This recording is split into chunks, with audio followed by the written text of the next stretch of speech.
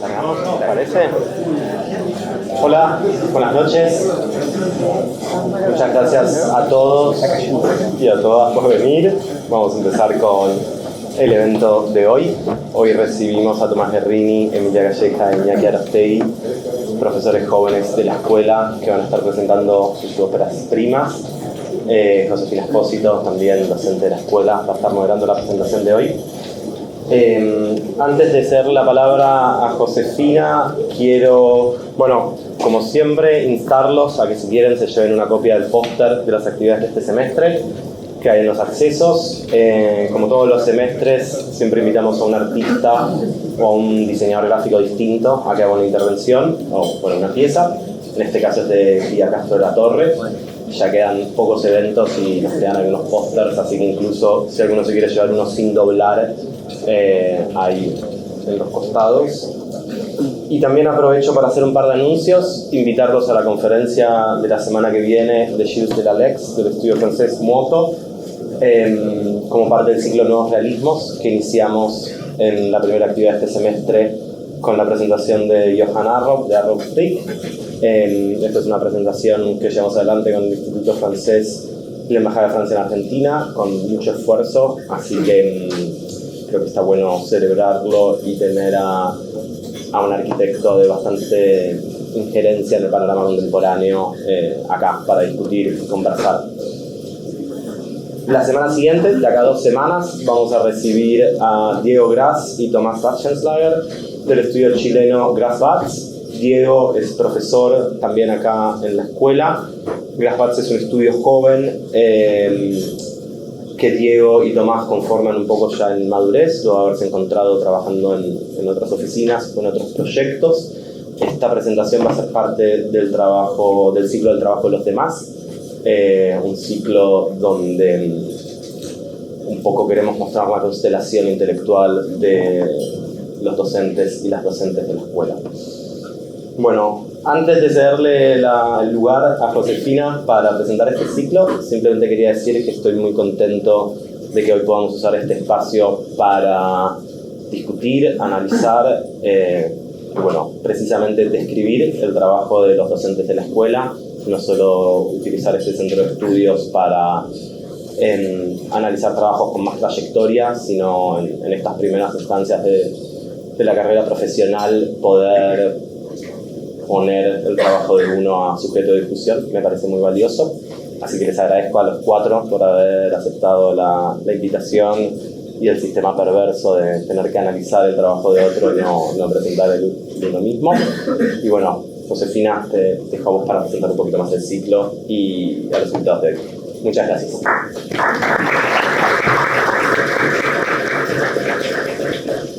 Hola a todos. Bueno, muchas gracias por venir hoy. Creo que nos convoca un muy, muy lindo plan. Tengo el placer de presentar a Tomás, a Emilia y a Iñaki, que son 3 muy jóvenes, como eran arquitectos, y también profesores de acá de la Universidad de Itela.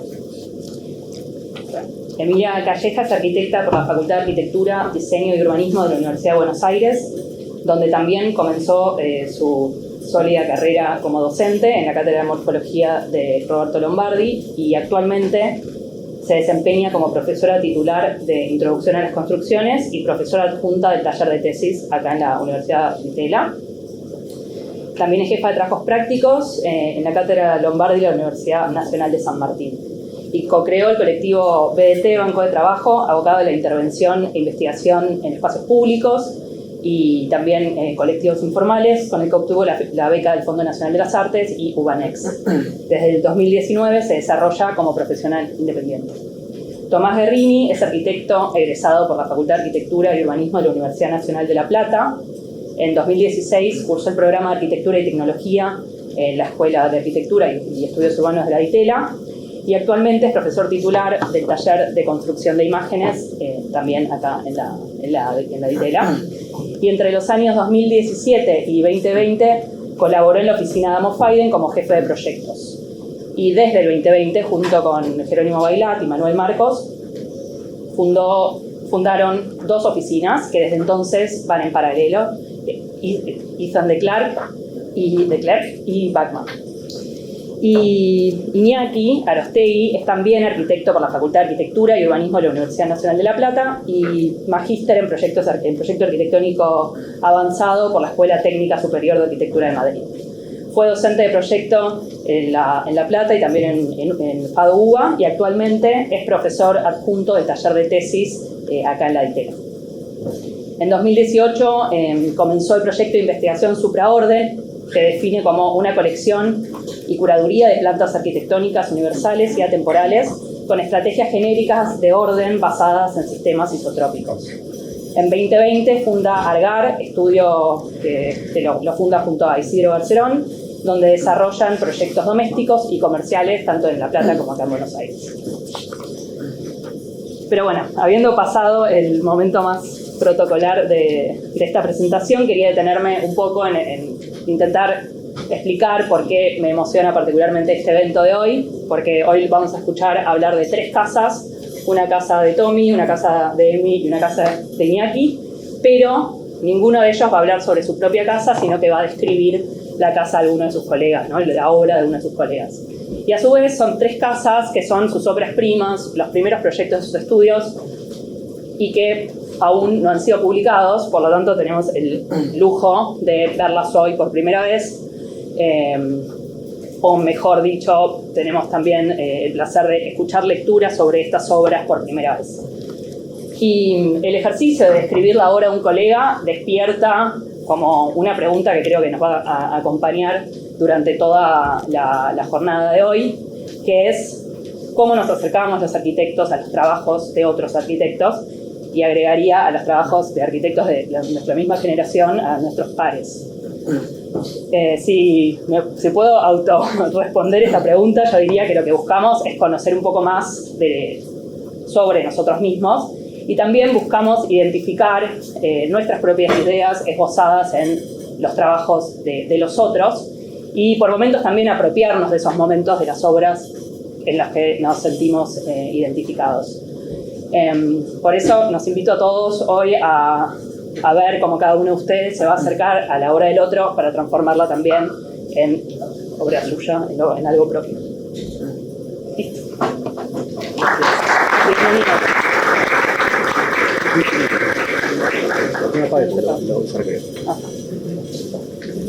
Igual, hablar cerca de nosotros. Bajo este.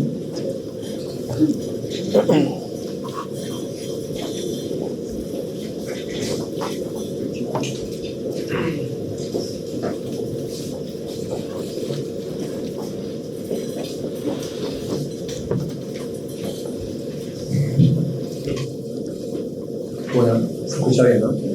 Gracias, Pope, gracias, Javi, por la invitación, todo el equipo del SEAC y de los presentes. Es un honor participar del ciclo y presentar la obra de colegas y amigos. Me toca hablar de Bachmann y podríamos decir que Bachmann es el equipo de arquitectos que opera en el detrás de escena de Ethan de Klerk. Jerónimo Velat, egresado de FADU-UBA, Manuel Marcos y Tomás Garriña a mi izquierda, egresados de La Plata. Se conocen en AUFAI en 2017 y en 2020 fundan 2 oficinas en paralelo, como comentaba Pope. Por un lado, construcción de imágenes y construcción de proyectos, en lo que me gustaría presentar una práctica dual. En ese sentido, mientras que Bachmann hasta ahora se mantuvo anónimo trabajando en la cocina, Ethan de Klerk podríamos decir que es un personaje más social, consumista, le interesa la apariencia, la imagen, y se la pasa construyendo vínculos con otros colegas arquitectos de los cuales aprende y seguramente toma técnicas y trucos. Rápidamente Ethan supo subirse, o oportunamente en realidad, sumarse al selecto grupo de fotógrafos de espacios no construidos, comandado por Artefactory Lab y de alguna manera revalorizando la cultura de la imagen, desde una mirada más realista y poética. Y creo que esta práctica dual tiene la capacidad de operar y donde conviven tanto la programación del software como la técnica dura del hardware, y suelen navegar constantemente entre ficción y realidad, ¿no? Creo que son conscientes del beneficio de este mutualismo, a tal punto que lo ensayan académicamente con sus dos talleres en esta escuela. Por un lado el taller de imágenes desde la mirada y la fotografía, y por otro lado en arquitectura, puntos de sutura, embarrándose con problemas de arquitectura y ciudad. Antes de presentar su primera obra, me gustaría introducir este concepto de transferencias, utilizado alguna vez por Juan Herreros, y vincularlo también al otro ciclo de SEAC, el trabajo de los demás. Creo que su poca producción es un claro ejemplo de entender la arquitectura como una construcción colectiva en el tiempo y no como hechos aislados. En ese sentido, me es inevitable comentar su paso por Adamo Fayden. 3 años y más de 10 proyectos ponen en evidencia una experiencia aprendida y absorbida y una serie de transferencias técnicas y metodológicas hacia su propia práctica. Y 2 proyectos que proyectan y dirigen en su totalidad se evidencian como transferencias o influencias más evidentes hacia sus primeros proyectos: la Casa CP y el Galpón La Juanita. Pero también me parecía pertinente entender su producción como una continuidad de una generación de arquitectos que trabajan en Buenos Aires, en la ciudad, y de una manera muy generosa colaboran y comparten sus trucos y sus técnicas, conscientes del beneficio de agrandar la familia, y continuas redscripciones por oficinas más jóvenes que se suman a la discusión con una mirada más fresca. Por supuesto, quedan muchas sin mencionar que también sería injusto. Y podemos hacer incluso una posible genealogía sobre la herencia técnica y pragmática, incluyendo a la Catoni Basal y a los Herreros a la conversación.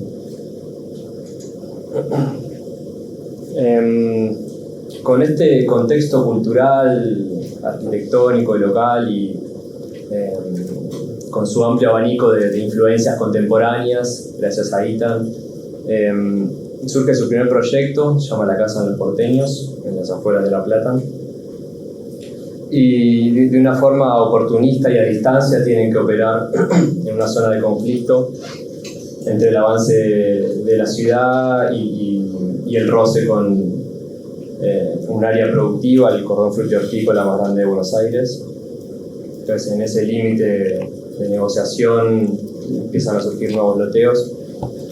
Y una primera hipótesis podría ser vincular el proyecto con un entorno de arquitecturas de invernaderos, pero creo que en realidad es más realista entenderla desde la formación de ellos, de sus intereses y de cierto oportunismo y actitud como arquitectos, ¿no? En tal caso, podríamos mencionar un precedente conceptual que es otra casa de ellos, que casualmente el anteproyecto es anterior, pero se está ejecutando este año, y verlas en conjunto nos habría pensar en sus primeras obras como una posible serie de pabellones domésticos, ¿no? Que ensayan temas comunes. Y bueno, voy a presentar el primero de ellos a través de 5 acciones. En primer lugar, aparece como una convicción de no empezar de cero y no ser originales, sino de revisar y redescribir de alguna manera ciertas tipologías sobre el imaginario de la casa de campo, del galpón industrial, y a través de la abstracción y la geometría como herramientas para producir una pieza arquitectónica muy clara y reconocible. También aparece en ellos como una noción de arquitectura como objeto autónomo que puede ser entendido de manera aislada o fuera de su contexto, y quizás que construye más relaciones por comparación o composición.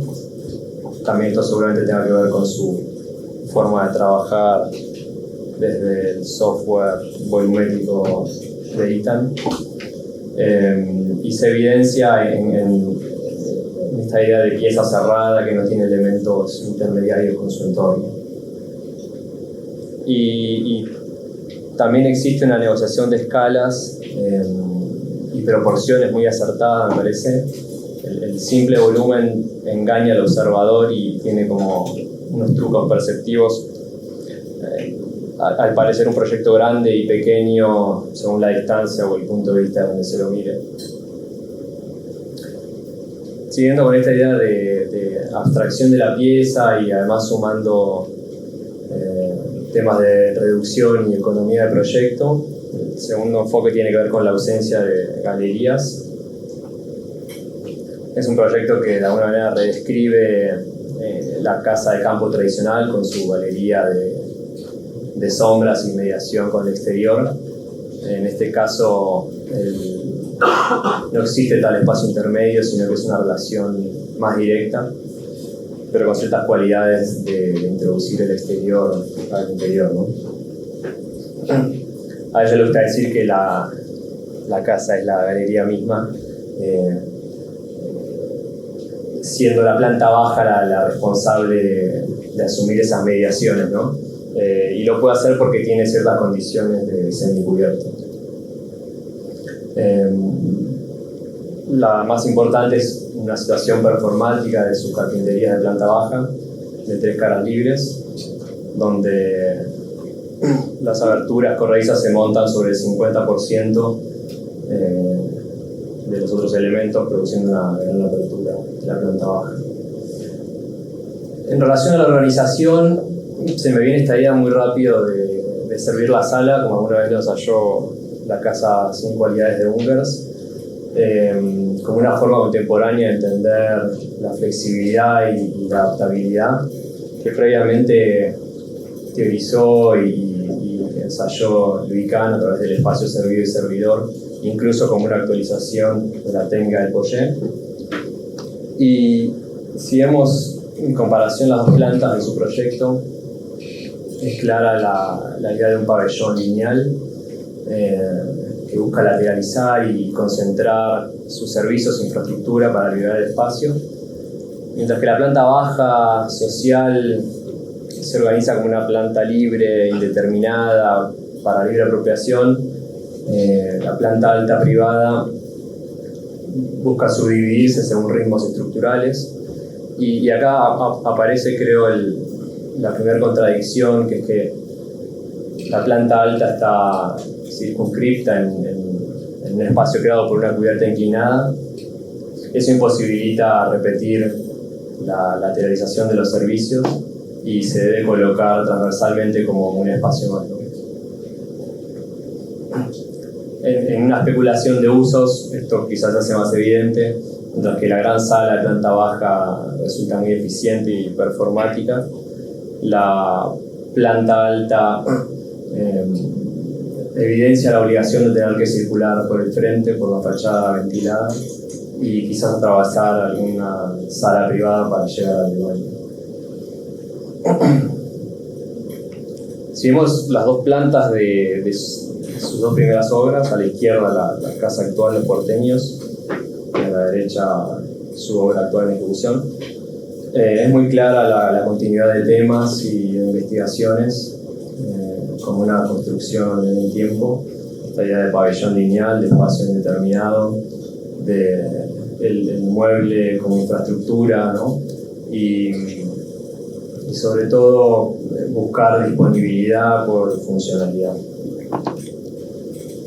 Yo creo que más que mirar a Ungers o a Kant, ellos tienen el hábito contemporáneo de una cultura hiperconectada, instantánea, Entonces seguramente si incorporamos a Dogma y Office, el linaje histórico del tema se hace más evidente. La cuarta acción tiene que ver con la posibilidad de habitar un espacio generado por una cubierta inclinada, no como una idea romántica, sino puramente económica y pragmática. Si de alguna manera ellos exageran el ángulo de esa gran cubierta liviana, pueden generar un espacio habitable con pocos recursos. Creo que es un ejercicio también aprendido de Lacan y Basal, esta idea de hacer más con menos, o incluso de utilizar los límites presupuestarios como una oportunidad de proyecto. Y de seguro no es un espacio cómodo, si no se lo ve intrincado y poco accesible. La mitad de la superficie de la planta alta queda por debajo de los 2 metros, pero estoy seguro que es un espacio oportuno económicamente hablando y disponible para ser repensado. La última operación tiene que ver con la utilización de plataformas o podios con estas superficies físicas horizontales. Ya en sus primeras maquetas de anteproyecto se veía la necesidad de posar esta pieza tectónica liviana sobre un elemento intermediario que de alguna manera funciona como soporte de estructura y mediador entre interior y exterior o figura y suelo.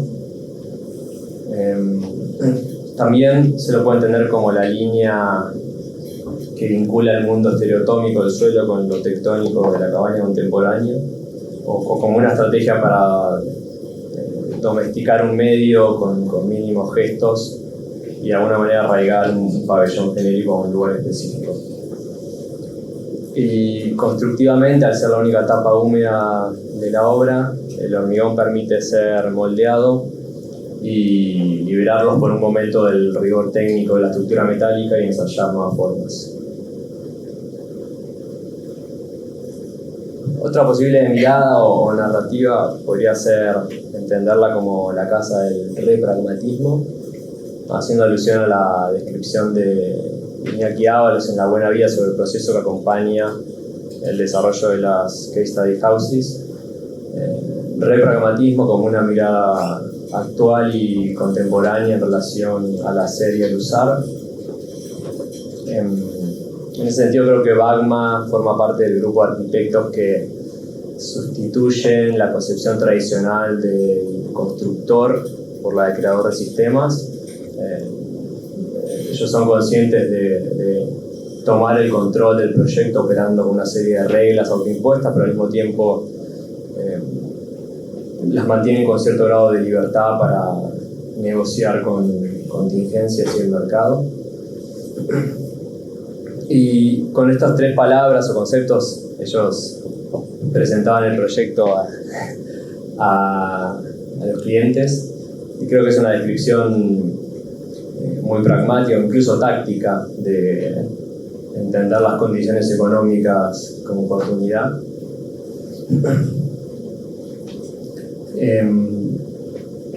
En ese sentido, el sistema de relaciones que ordena el proyecto se organiza según una serie de pórticos y montantes verticales que tienen la capacidad de ajustar su ritmo estructural según condiciones espaciales, orientaciones o medidas del mercado, siguiendo con una lógica de construcción en seco, prefabricación, montaje. Esta estructura ligera se cierra con steel frame y carpinterías de aluminio estandarizadas. Y para resolver temas de control climático, intimidad y confort, esta gran fachada se tecnifica incorporando filtros, capas, como son las persianas americanas al exterior y las cortinas al interior, en lo que podríamos hablar de una comunión entre estructura y cerramiento en una misma línea. Y en relación al uso, podríamos decir que hay una mirada en ellos también más contemporánea que deja atrás el usuario ideal moderno por sueños más reales, entendiendo el presente, lo cotidiano, lo ordinario y de alguna manera aceptando la posocupación de un usuario común. Como alguna vez lo hace Lagatoni Basal, redescribiendo el usuario contemporáneo y valorando generosidad espacial por sobre consumo de objetos, esta especie de nueva idea de lujo, como ellos dicen, están retratadas en sus obras por las fotografías de Philip Roth, y de alguna manera evocando estos espacios neutros y disponibles como marcos con ciertas condiciones para la protección del usuario.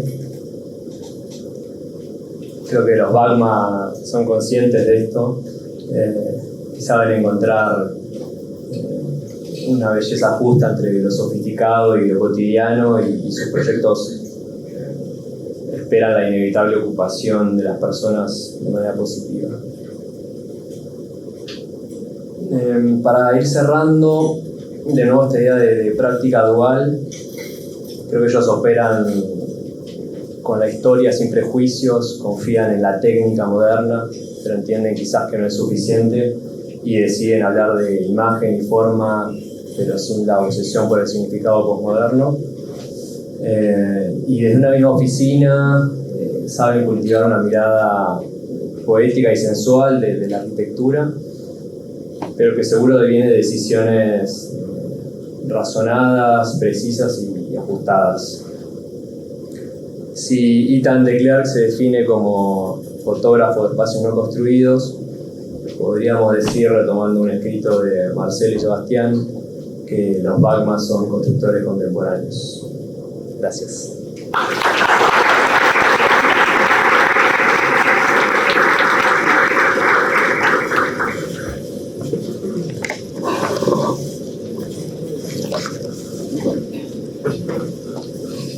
Bueno, gracias, Niña.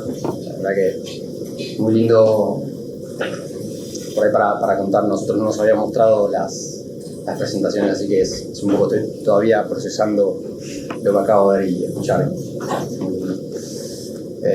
También, de nuevo, gracias Javi, Pope.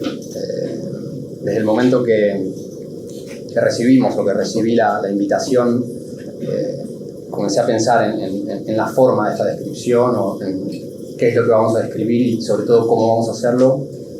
Y eso me llevó a la idea de este juego llamado Heads Up, en la que cada participante debe colocarse una tarjeta en la frente con una palabra escrita sin antes haberla visto, y deberá intentar o deberá adivinar esa palabra a través de las descripciones o de las respuestas a las preguntas que recibimos de los demás. Esa idea de que el otro puede ser un espejo para entender o para saber o descubrir qué es lo que tenemos en la cabeza o en la frente, también es utilizada en la serie The Office, esta sátira televisiva estadounidense. En el Día de la Diversidad ellos utilizan este juego y lo llevan al extremo de la parodia, y estas cartas hacen referencias a distintas nacionalidades o identidades que no coinciden con la de los personajes, generando todo tipo de incomodidades, errores de interpretación y sobre todo mucha risa. Espero que alguno lo haya podido ver. En el caso del día de hoy, espero que algo de esto y que estos personajes seamos nosotros de alguna manera, donde hablaremos sucesivamente sobre la primera y única obra de nuestros compañeros de juego, intentando poner en palabras o describir aquellas ideas en la frente de esos partener que todavía no pudieron ver ni descifrar, o ayudarlos en eso. Bueno, para empezar, me gustaría decir que a Emilia y a su práctica no la conocía hasta el momento de la invitación, así que eso también es para agradecer a Javi. Por eso resultó para mí muy necesario o evidente la idea de hacer una lectura en mis propios términos acerca de sus técnicas y su actitud hacia el proyecto, sin dar por hecho, sin poder hacerlo como tal vez lo hubiera hecho en en proyectos más relacionados o más vinculados a prácticas a las que me siento más afín o más referenciado en el ejercicio cotidiano en el estudio. Por eso me resultó útil esta construcción caprichosa, este popurrí de referentes de la obra que vamos a ver ahora y que estuvimos estudiando. Este proyecto está ubicado en Costa Esmeralda, que es un barrio cerrado costero, a unos 10 minutos al norte de Pinamar en auto. Está emplazado entre la ruta y el mar, tiene unas 1000 hectáreas de superficie y unos 3 kilómetros de costa. Está a su vez subdividido, como muchos barrios, por distintos subbarrios con características particulares, y el barrio que vamos a ver en el que está ubicado la casa es el barrio Bosque, que está en la zona cercana a la ruta.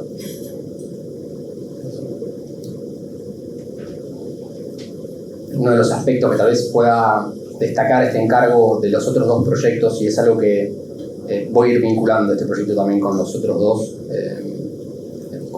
que estamos hablando hoy, es que este es el único encargo en que es una casa de veraneo. Es una casa de veraneo en un barrio cerrado, y curiosamente el comitente, en este caso, no vive en un barrio cerrado el resto del año como vivienda permanente, y eso tal vez explique un poco el éxito de estos barrios cerrados o la aparición de estos barrios cerrados costeros, en donde además de proporcionar este control paisajístico y estos servicios y amenities de casi cualquier barrio, protegen a las viviendas cuando están ocupadas, pero sobre todo cuando están desocupadas, que es un problema que tienen las ciudades costeras en los últimos 20 y 30 años, de estas viviendas de veraneo desocupadas durante el invierno.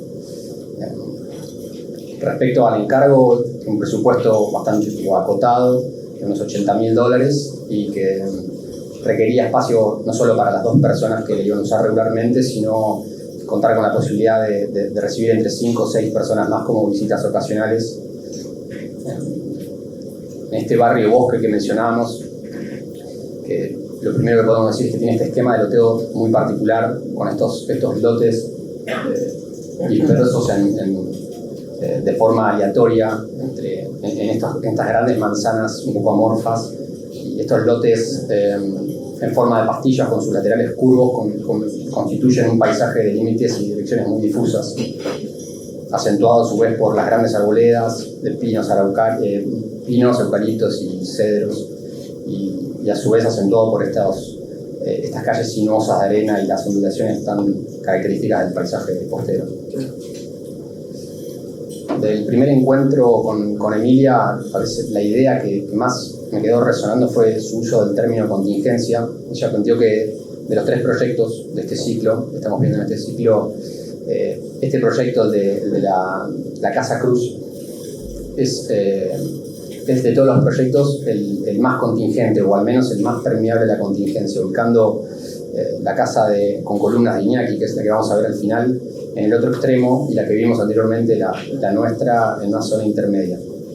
Eso me llevó a vincularme con esta idea que plantea Mauricio Peso, de que para ellos conciben el proyecto como una planta que está determinada por una idea o una idealización esquemática de lo que se quiere, pero que a su vez está modificada y redefinida por los accidentes y las circunstancias. En esta idea tal vez un tanto amplia, pero que este aspecto de redefinición y de ajuste, considero que en el proyecto que vamos a ver tiene un papel central y es una herramienta clave para tomar las decisiones. En este esquema tomado del plano municipal, de forma un poco ladrona tal vez, podemos ver cómo los laterales del terreno son curvos, y en este caso el frente y la línea de calle, la línea de frente es el margen inferior, que es recto, aunque la calle no sea recta. Y lo que se puede ver muy claramente es esta posición de la casa levemente volcada hacia la izquierda, buscando las cotas más altas del terreno y rotándose unos 20-21 grados para posicionarlo, calzar la pieza en ese claro que se genera con esos 4 árboles que se retiran, y después son estos árboles que se vuelven a plantar, que le permiten a su vez con este escorzo enfatizar el carácter volumétrico de esta pieza que vamos a ver y darle una mayor privacidad desde la calle. Respecto a estas intenciones que mencionamos, esta idea de ver a través de la casa pareciera ser una de las primeras y más importantes, tal vez. Es un proyecto que, creo que se ve bien la planta, se resuelve en una sola planta de unos 140 metros cuadrados, que tiene un quiebre a la derecha, están viendo que diferencia los niveles y que acompaña las pendientes del terreno, separando en medio nivel los dos dormitorios de invitados y este baño social del resto de la casa. A su vez, podemos ver en este dibujo la relación de la casa con estos árboles que quedan próximos a su perímetro, cómo le sirven para construir, como un argumento para construir estos dos ejes ortogonales en un sentido y en el otro, que de alguna manera atan a la casa a las posiciones de los árboles y no tanto a estos límites que no están indicados o son prácticamente inexistentes, estas direcciones que no están propuestas por estos límites, y tampoco pareciera responder a la orientación solar. Eso tal vez se relacione con el hecho de estar tan cubierta por árboles. A su vez, estos 4 árboles le permiten dirigir la mirada de un extremo al otro en la planta. Respecto a la organización espacial del proyecto, utiliza una técnica de cajas y espacios entre cajas para organizar y para agrupar el programa, y el estar comedor pareciera ser o pertenecer al mundo de los espacios intersticiales, siendo de todos los espacios del proyecto el más grande. Y en esta programación y esta agrupación de programa dentro de las cajas, podemos decir que no son autosuficientes las cajas una de las otras y siempre necesitan y dependen de este nexo, de este espacio intersticial para terminar de funcionar, como podemos ver en la foto también. Tal vez el caso más gráfico es el de este dormitorio principal, en el que para funcionar de alguna manera como dormitorio, con su baño en suite, debe pasar por este pasillo para llegar a ese baño y ese vestidor. Esto tal vez se relacione, o creo que se relaciona con el hecho de ser una vivienda de veraneo donde se busca de alguna manera invitar a este uso extrovertido de los espacios y este espacio compartido, en oposición a tal vez a una segmentación o una agrupación de programas o de grupos de programas dentro de la casa, como tal vez se pueden o se suele utilizar en viviendas permanentes. Por ahí, para completar la programación rápida, para que no sea aburridos, la caja que vemos arriba a la derecha, que es el sudeste, tiene una programación mixta entre una cocina, la parrilla, el lavadero y uno de los dormitorios invitados. Y hay algo particular que me gustaría mencionar, que este dibujo de Emilia de acá es un poco esto que hablamos de las tensiones y las malas interpretaciones.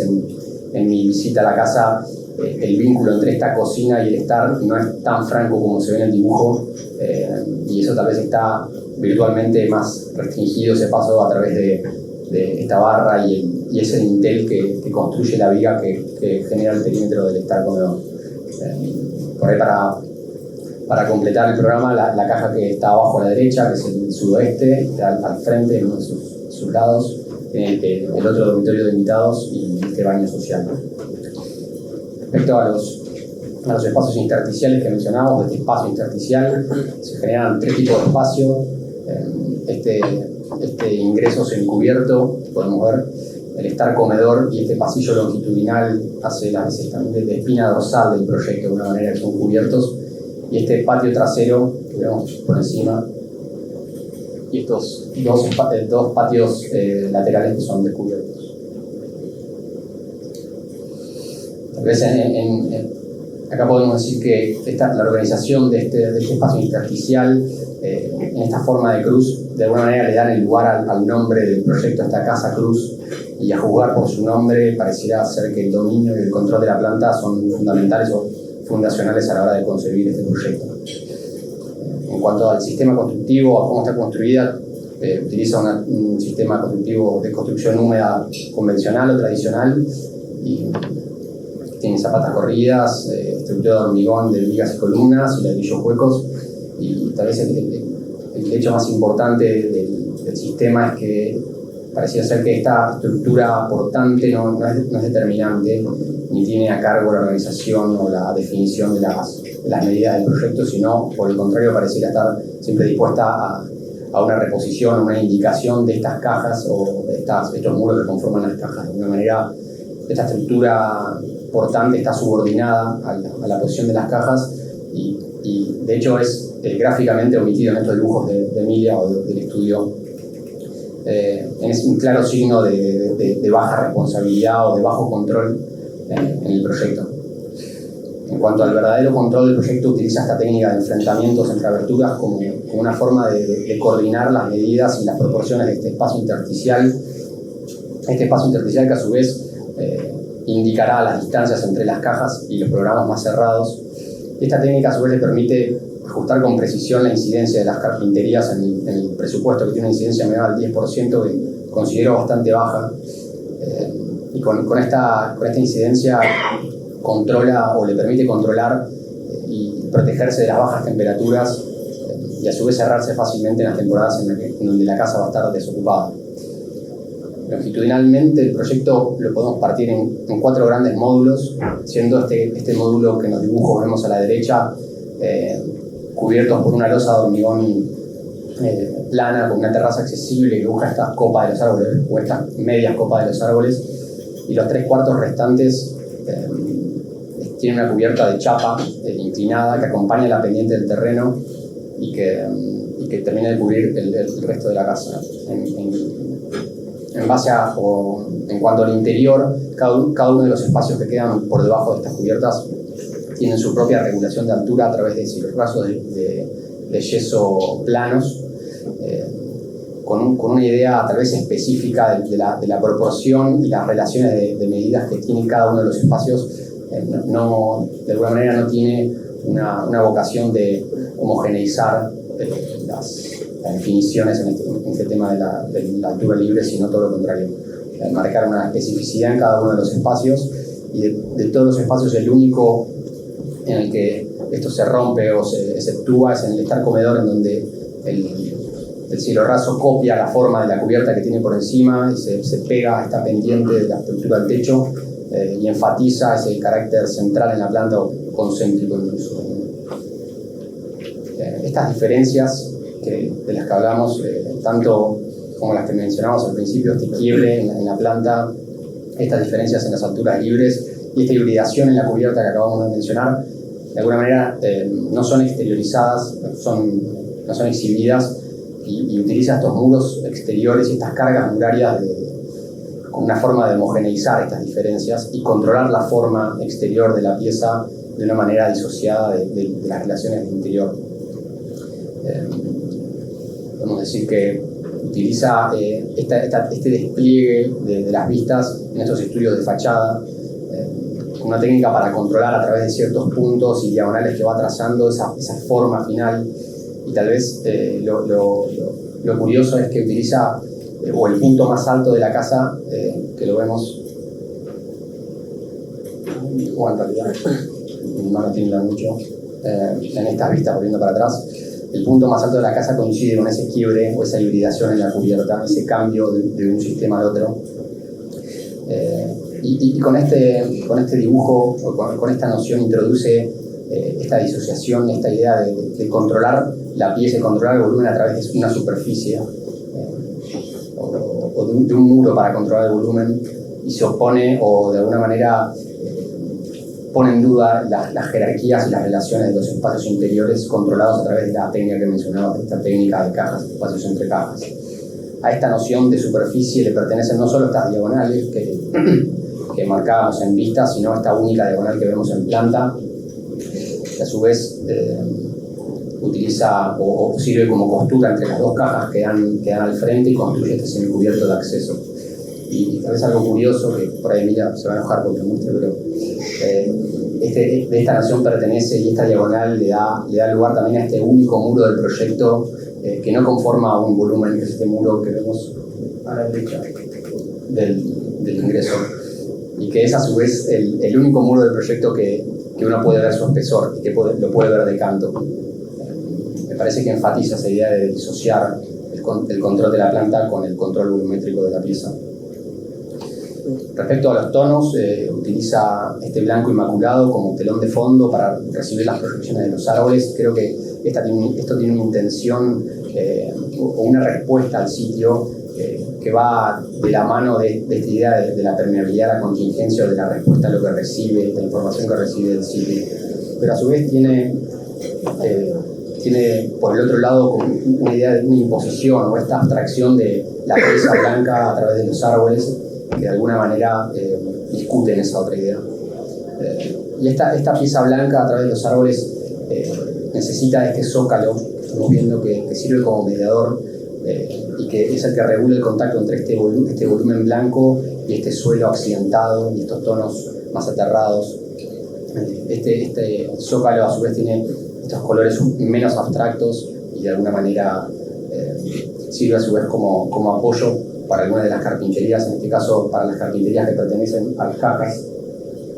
De alguna manera tiene la función de darles un asiento y darles un formato similar a una estandarización de las medidas, y eso se vincula también con este enfrentamiento de aberturas que mencionamos. A mi entender, este zócalo implica tal vez el último giro del proyecto como gesto totalizador.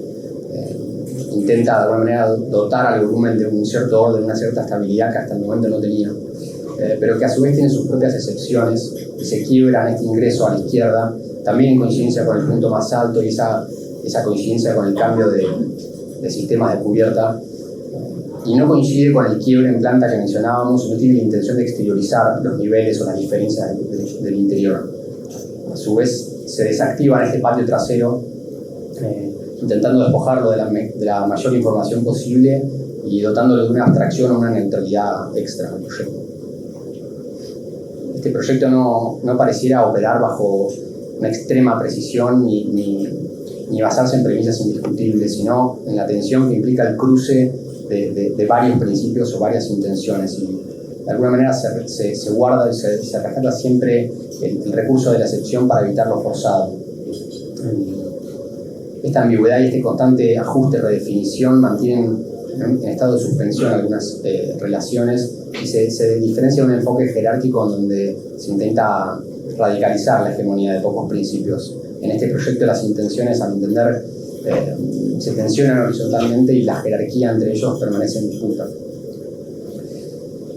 Enrique Bucher menciona en uno de sus textos, en el texto How Do You Design, esta idea de Venturi de abarcar y abrazar las contradicciones dentro del programa de la arquitectura. Yo creo que este proyecto opera con esa lógica, abarca y abraza las contradicciones y no solo que hace eso, sino que esta inestabilidad o de alguna manera esta ambigüedad la vuelve visual y la vuelve proyecto. Creo que el fuerte de esta postura radica en la capacidad de concentrar las energías atadas en relación al contexto, a los contextos productivos y económicos. Le permite correrse de ciertos automatismos o de pretensiones estilísticas y a su vez le permite construir piezas específicas con las herramientas más a mano del mercado. Para cerrar, esto podría haber sido para cerrar todas las charlas, pero bueno, quedé en el medio y espero. Me gustaría volver a esta idea de esta línea de los tres proyectos y su relación con la contingencia, la permeabilidad de la contingencia. Y me pregunto si este proyecto que acabamos de ver es tan contingente o tan permeable a la contingencia porque el sitio es accidentado. En tal caso, ¿cómo operaría o qué técnicas desplegaría en un sitio menos accidentado, tal vez más parecido al de los otros dos proyectos, con menos sin árboles para contrastarse, sin ondulaciones en la pendiente para trabajar o para quebrarse, pero a su vez con límites y con direcciones de alguna manera mucho más precisos y explícitos dados por el sitio? En ese caso, este proyecto o esta actitud hacia el proyecto se volcaría hacia una idealización esquemática tal vez más rígida en términos formales o organizacionales, o por el contrario se tomaría una libertad aún mayor, de alguna manera acentuando o exacerbando esa plasticidad y esta ambigüedad de las formas que muestra de forma medida este proyecto. Bueno, eso es todo. Gracias.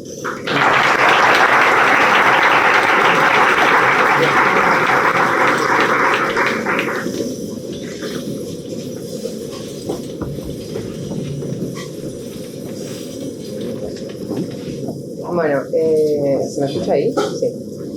Buenas noches a todos y a todas. De nuevo, en principio, muchas gracias por invitarme a a este ciclo y darme la oportunidad de hacer un ejercicio que hago continuamente en los cursos que doy, pero que hacía rato que no hacía yo personalmente.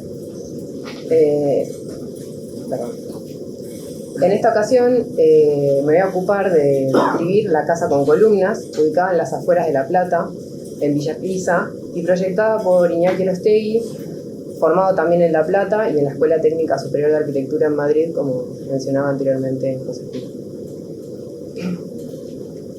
Para intentar entender el origen de la obra, es decir, los motivos que la llevan a ser como es, me he propuesto acercarme a la misma a través de la teoría y los proyectos que reconozco en torno a ella. En esta clave resulta importante comenzar mencionando que la casa se ejecuta como un emergente de la investigación que lleva adelante Iñaki, llamada Supraorder. Para no definir primero con mis palabras, sino ir a las palabras de Iñaki, me interesa traer una pequeña cita de la Plot 54, en la cual él define esta investigación de la siguiente manera. Supraorder refiere a estrategias geométricas de orden en planta para operar a través de soportes arquitectónicos neutros y radicales basados en sistemas isotrópicos. Fin de cita. A criterio personal, creo que Supraorder puede ser caracterizado como un ejercicio de colección, definición de principios y definición de estrategias proyectuales. En esta línea, a lo largo de la tesis, se presentan 9 estrategias, que son las que aparecen ahora en placa, y que en su conjunto y de manera gráfica componen un cuadrado organizado por una grilla de 3×3. A mi entender, tanto el cuadrado como esta grilla de 3×3 son los dos elementos que rigen centralmente a este proyecto. Aquí me interesa entrar en contacto con los problemas de la configuración en relación al cuadrado. El primer punto que asoma en el análisis del proyecto tiene que ver con la definición de la medida de las cosas a partir de esta figura. No hace falta un salto creativo mayor para asociar la relación que tiene la casa y Iñaki con la ciudad de La Plata. Una ciudad planificada que, como bien sabemos, es deudora de una tradición de ciudades de colonización y que se proyecta inscripta en un cuadrado. En esta imagen podemos ver un plano de los primeros años de ocupación de la misma y la relación entre contenedor y contenido. Está claro que la cercanía al río y al bosque involucran zonas de mayor densidad. Por otro lado, y en la otra parte de la placa, podemos ver un dibujo hecho por Clorindo Testa en el marco de un concurso de la SCA por los 100 años de la fundación de la ciudad de La Plata. En este dibujo lo que podemos ver es que el cuadrado fundacional se dibuja en el plano, pero deja señales sobre las direcciones en el crecimiento sin delimitar la mancha urbana, sino que, no la delimita de manera equidistante, sino que define líneas de crecimiento, digamos. Estas proyecciones parecen muy certeras sobre el crecimiento actual de la ciudad y parecen además tener puntos de contacto y de diferenciación con una serie de proyectos que realizó Iñaki sobre La Plata. Es decir que para hablar de la casa con columnas, no solo es importante mencionar a La Plata por su cercanía, sino por la presencia de 2 proyectos que Iñaki desarrolló, que se llaman Desde el anillo hacia la grilla y Una forma para el bosque. Estos proyectos replican el cuadrado fundacional de manera regular y abstracta sobre la periferia de la ciudad de La Plata, como podemos ver en la imagen. Y además utiliza esta figura también para regular los equipamientos, como es el proyecto Una forma para el bosque, produciendo de este modo un soporte multiescalar, en palabras de Iñaki, que es la grilla, a partir de la reproducción del cuadrado, no solo como sistema de grilla, sino también como figura final que contiene a la misma. Es en este último punto en el que se diferencia el dibujo de Testa, a mi parecer. La persistencia del cuadrado, haciendo una acción de simetría escalar, implica posarse de manera inalterable sobre todo tipo de contingencias, como son las infraestructuras de la ciudad y sus accidentes geográficos. De alguna manera esto forma parte de la tesis de Iñaki, porque, o creo yo, o interpreto yo, considera que estos soportes multiescalares son capaces de alojar dentro de sí este tipo de contingencias. Pero el cuadrado no solo define en el proyecto los marcos de crecimiento de la ciudad en esta serie de proyectos, sino que hoy por hoy, a través de la casa con columnas, define también los elementos que se ubican en la periferia multiforme de esta, ¿no? Que podemos ver en estas imágenes, la cual está en constante disputa territorial con el campo. Este es el caso de la casa con columnas. A mi consideración, el proyecto dialoga con un corpus teórico que opera sobre la premisa de buscar un patrón racional para la definición de las medidas. Me refiero con esto a que forma parte de una tradición de textos, como son los textos de Klein, Neuffer y Le Corbusier con el modulor, que tienen una voluntad de producir un sistema de medidas propio. Dicha voluntad puede verse reflejada en distintas operaciones a través del cuadrado en la casa columnas. Desde la medida en planta general, a su fachada, debido a que las alturas de las columnas equivalen al módulo en planta, o sea, constituyen volúmenes cúbicos, pasando también por la medida de las piezas de revestimiento y cerramiento que utiliza para algunos momentos, como puede ser este tan hermoso momento del baño, hasta las vigas y las columnas que recomponen la figura del cuadrado en sección y también en la articulación entre elementos, ¿no? Aquí podemos ver cómo aparecen las vigas también reconstituyendo el cuadrado en esta vista aérea. Esto implica que, a mi parecer, lo que se vuelve secundario es quizás la performatividad de estos elementos dentro del conjunto, porque hay vigas que quizás no son necesarias y hay partes de la sección que no participan, sino que el fundamento del proyecto y lo que lo amalgama es su configuración y su cohesión formal. De este modo, la figura del cuadrado rige buena parte de las medidas del objeto arquitectónico. Cuando existe un representante ya normalizado por la industria que se asocia a la norma del cuadrado, se utiliza. Es decir, se utiliza el ladrillo de vidrio, se utilizan los revestimientos, se utilizan todo lo que esté disponible con esa configuración. Cuando no, se opta por producir piezas prefabricadas a medidas, tensionando de este modo la lógica que el proyecto reclama para sí. Este es el caso de las vigas y las columnas que se producen, como decía, a medida para el proyecto. Y aquí, ya cerrado este tema, me interesa entrar sobre el segundo tema importante que creo que define este proyecto. Volviendo sobre las primeras representaciones gráficas de las teorías y proyectos que establecen la tesis de supraorder previa a la construcción de la casa, quisiera ir sobre este segundo punto, que es la grilla, pero no solo la grilla como objeto abstracto, sino como el sistema de grilla de 3x3. La grilla de 3x3 o grilla impar participa de una tradición arquitectónica que se inicia con la composición en planta de Durand y que se hace presente en diversas representaciones a lo largo del tiempo. Para John Hayduk, que es quien ejecutó el dibujo que está acá, este tipo de grillas constituyen sistemas que establecen un centro y una periferia, produciendo un espacio fluido en los intercolumnios exteriores y un espacio de mayor densidad y estanqueidad hacia el centro. Sin embargo, cabe mencionar que la presencia de un centro jerarquizado no es cualidad exclusiva de las grillas impares. Como vemos en la segunda parte de la diapositiva, en las plantas de Pessoa y Rihausen, por ejemplo, se utiliza un agrupamiento en el centro que permite de nuevo jerarquizar el centro a pesar de la utilización de una grilla que termina siendo par y que tiene la misma cantidad de módulos que la grilla que utiliza Iñaki. A mi parecer, quería mencionar algo de esto también, que es que esta presencia de grillas impares o de grillas pares que producen espacios centrales jerarquizados aparece presente en este exhaustivo trabajo que hace supraorder en coleccionar plantas. Aparecen las plantas de paladio con la jerarquización a través de la cúpula, aparecen plantas de Briscan con espacios centrales de mayor altura con una periferia de menor tamaño, etc. Este es un tema que es importante, lo he hablado también con Iñaki, ya que él decide posicionarse de forma reactiva a esta jerarquización del espacio. Y en conformidad con la búsqueda de este espacio isótropo, descarta la grilla impar y también descarta la posibilidad de hacer agrupamientos en el centro de la planta.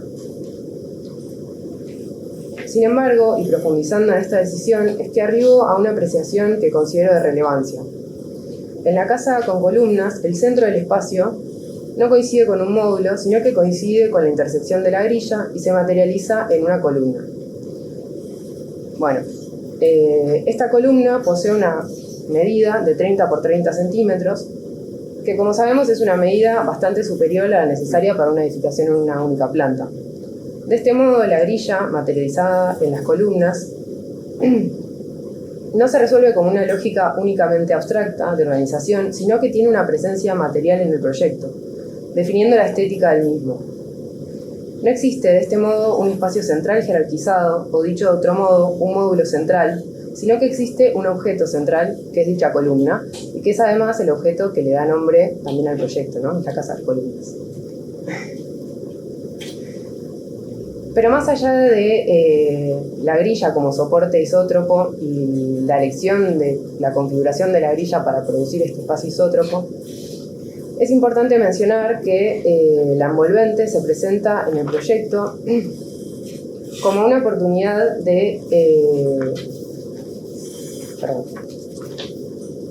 como una oportunidad para diferenciar el espacio y dar especificidad respecto del sitio donde está implantada.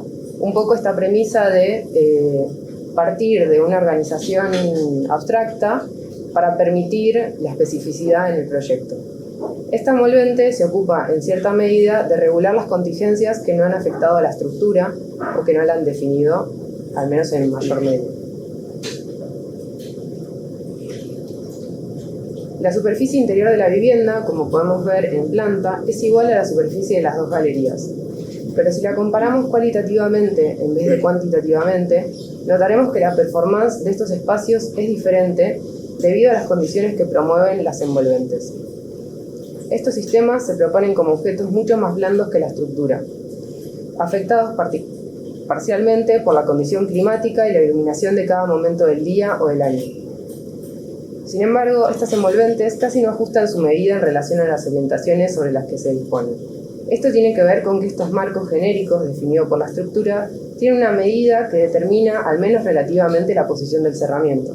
Es decir, que los cerramientos se posicionan muy cercanos a la estructura. Dentro de este margen de acción, la galería del frente tiene una relación menos fluida entre el interior y el exterior, que es esta galería, esta es la galería del frente, debido a que las ventanas se colocan a eje de la columna y por lo tanto no se pueden abrir completas. La cara que da al fondo, que tiene la misma medida que el patio frontal, coloca las carpinterías a filo externo, produciendo una relación mucho más fluida hacia el exterior. Esta segunda galería posee losa radiante y se proyectó con un doble cerramiento todavía no ejecutado, lo cual la dota nuevamente de una mayor diferenciación por medio de estas operaciones. Vale también mencionar que la casa con columnas también se ubica como un objeto que reinterpreta la casa de campo con estas dobles galerías que podíamos ver tanto en esa imagen como en estas otras que veíamos anteriormente.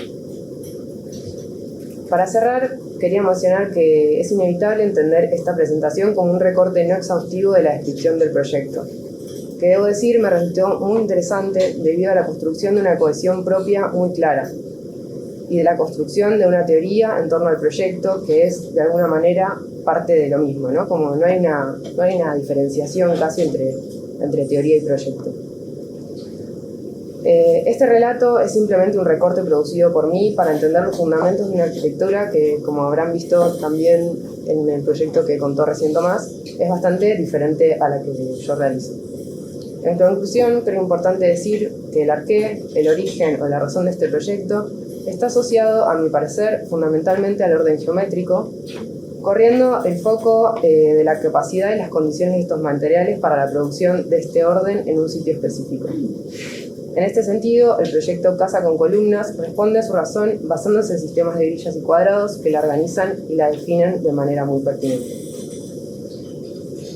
Creo importante también decir que la razón, un poco en línea con esta última diapositiva de Tomás, la razón de cada proyecto es un objeto en disputa de cómo pensar cada uno de la arquitectura y que desde mi perspectiva es necesario abrir esa pregunta cada vez que uno se sienta a proyectar o a mirar un proyecto de otro.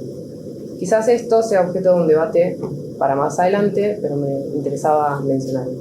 Muchas gracias por su atención y a todos los que vinieron hoy por tomarse el tiempo de estar acá con nosotros.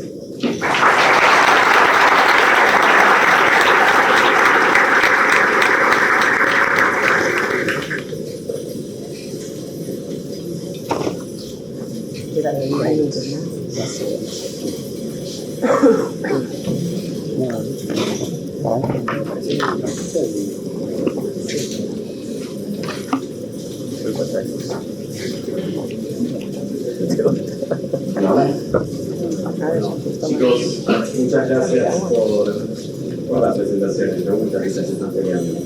Me parece que nos están como agradeciendo. Si querés, por otro micrófono, abrimos un poco a conversar, hacer preguntas. Hola. Yo para empezar, ¿podemos volver a la diapo de los Tommy de la última? Me pareció que ahí... La anteúltima creo que es. Anteúltima. Vamos, ahí. Quería saber cómo se sentían ustedes con esta caracterización que hizo Tomás. Yo noté una frase que me parece que viene en la tecla, que era poner que el proyecto de Emilia ponía en crisis la hegemonía del principio. El Iñaki evidentemente no pone en crisis la hegemonía de los principios. Entonces, dos preguntas. Una, capaz Cociña, ¿cómo te sentías con esta caracterización? Y después me interesaría saber, Lidia, el análisis que hiciste vos en la descripción, usaste muchos documentos formales del estudio de Iñaki y Vergara, pero ninguno personal, ninguna foto sacada por vos. Me interesaba un poco el contraste entre los documentos de la obra y la experiencia que vas a tener en ese momento. ¿Se escucha? A ver si puedo ver un poco. En relación a la contingencia que hablaba Tommy sobre los 3 proyectos, me quedé pensando porque es evidente que a veces hay condiciones externas, ¿no? Del sitio, del usuario, de la industria. Yo entiendo la contingencia, al menos en este proyecto, no expresada a través de la forma, sino a través del usuario como espacio disponible, ¿no? Como una estructura abierta, disponible a la libre interpretación o ocupación. También me da a pensar ver esta placa que hay quizás 2 proyectos que operan con reglas o lógicas autoimpuestas y muy claras. Por ahí son proyectos más o de arquitectura más construida por partes o por elementos, y el proyecto de EMI es más como de arquitectura de masa o volumetría, que quizás esconde como esas reglas o no son tan evidentes. ¿Puedo solo como para hinchar y para más precisos? ¿Qué significa una estructura libre a la ocupación? Porque digo, es una casa con una galería adelante y atrás, un dormitorio y una cocina, y ¿no? Como que un poco me interesaba poner eso en conflicto. No sé cómo lo ven los otros, como que ese contraste que hay entre la imagen de la obra, una idea de la grilla isotrópica y con los proyectos urbanos de gran escala, que son como especulaciones a futuros, y después la realidad de la vida doméstica y sus programa que tampoco admite tantas perversiones.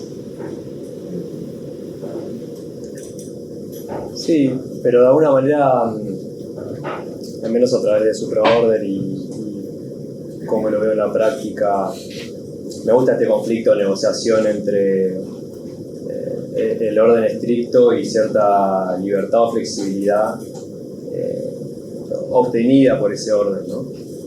Al menos me gusta como meterme en esa zona de roce. Lo pienso en el sentido que esa organización actual de la casa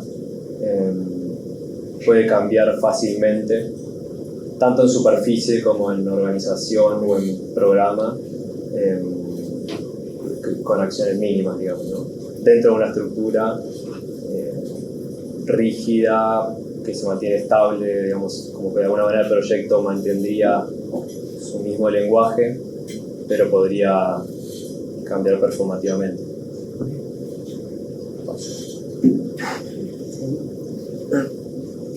Me habías hecho una pregunta que ya me olvidé, ¿qué cuál era? No, un poco sobre el contraste entre ir a ver la obra y los documentos que usaste. Decidí usar las imágenes que habían sacado ustedes, más que nada porque me pareció que había un registro muy exhaustivo y con mucha cantidad de fotos y que no quedaban ocultos como temas que no se pudieran ver en ese registro. Quizás me interesaba en ese sentido tratar de rascar un poco más, digamos, en los motivos del proyecto y quizás buscar develar cosas más desde allí que desde quizás encontrar como un pequeño detalle que no salió tan bien o alguna cuestión de ese tipo, que además me parece que es una casa que a partir de esta decisión que tiene de construirse con unas lógicas muy establecidas, no tiene como ese conflicto de lo errado, digamos, en la construcción de la obra. Los detalles son muy precisos y la terminación de la casa es muy precisa. Entonces me interesaba mostrarla a la vez de que analizarla más desde el plano de lo conceptual y desde las nociones que le dan, que la definen, digamos, en su forma y en su concepción. Por eso no incluí las mías. Me parece que no hacen falta, digamos.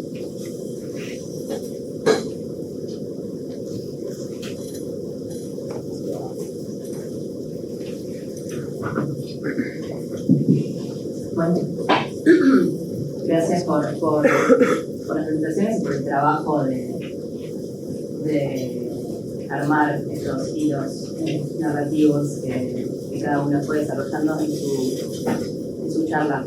Me interesaba algo que yo tampoco había visto en las presentaciones y tenía muy poca información sobre cada una de las obras. Y si bien el ciclo de descripciones se esfuerza por buscar similitudes, ¿no? Para generar comparaciones, si las nombramos, o antes de venir uno sabía que iban a describir 3 casas, o por lo menos yo lo sabía, 3 casas sueltas, como el paisaje, hasta con clientes muy a grandes rasgos parecidos, muchos trabajando con familiares.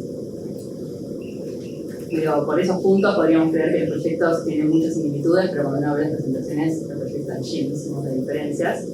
Y hay 2 que para mí se volvieron sumamente notorias, sobre todo en los dibujos, que es la relación de cada una de las obras con el paisaje y las tecnologías constructivas.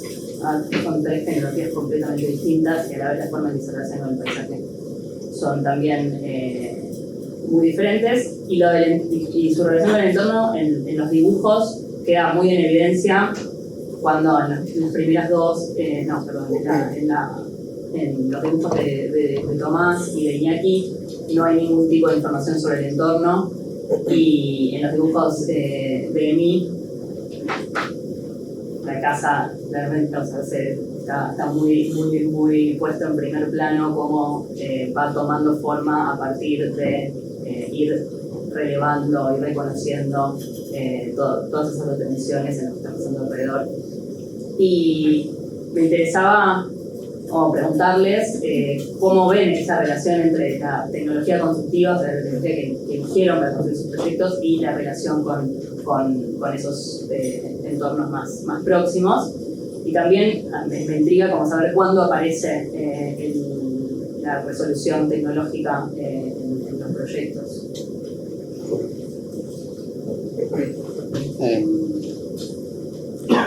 Volviendo un poco al principio de lo que dijiste, una cosa que yo pensaba en la relación entre los tres proyectos y que ya sentía que se iba a notar por los tipos de preguntas que nos hacíamos cuando nos juntamos, es que de alguna manera esto de ver los proyectos tan distintos, enseguida sentí que cada uno iba a hablar de la obra del otro, pero de alguna manera la forma de organizar, ya el enfoque que cada uno le iba a dar, la estructura de la parte de cada uno, y la forma de hablar y la forma de decirlo iba a hablar por nosotros. De alguna manera, en mi caso hablé de la obra de Emilia, pero tal vez la forma de verlo tiene mucho que ver con mi forma de hacer la obra. O sea, de alguna manera hay un giro ahí que me parece bastante piola, y que además me parece muy bueno en este caso como ejercicio, me sirvió mucho a mí. No estoy tan vinculado con una relación, no proyectamos estudiando tanto en ese sentido, somos un poco más intuitivos en el bueno y en el mal sentido también, y esto me permitió en este caso vincularme con una obra también muy distinta a lo que yo hago, y vincularme de esa manera, como tratar de observar sin juzgar. En el camino a esta charla muchas personas me preguntan, ¿te gusta o no te gusta la casa de Emilia? Y creo que no se trata de eso, como de una cuestión del gusto, de ir descubriendo en esa observación sin juzgar, o juzgando lo menos posible, tal vez. Encontrar certezas y cuestiones que siento que empiezo a apropiarme de esas reflexiones y de esa forma de operar. Yo creo que en ese sentido, por ahí estoy respondiendo muy poco a lo que preguntaste, pero por ahí está un poco más relacionado a lo que decía Javi. Pero después en términos de la última pregunta que hacías de la acción tecnológica. Sí, la relación entre el sitio y la tecnología. En nuestro caso, muchas veces, y también por eso me gustó tanto la charla la parte de Iñaki, donde habla de este modelo flotando en el aire, muchas veces, o en este software, que para nosotros muchas veces el modelo es eso. Y a veces la tecnología aparece antes que el sitio, en ese sentido. Es bastante caprichoso también, en el sentido de la utilización, y siempre hay una especulación de por qué, o si no es el tiempo, es la economía, y también es la belleza subjetiva, o la que queremos.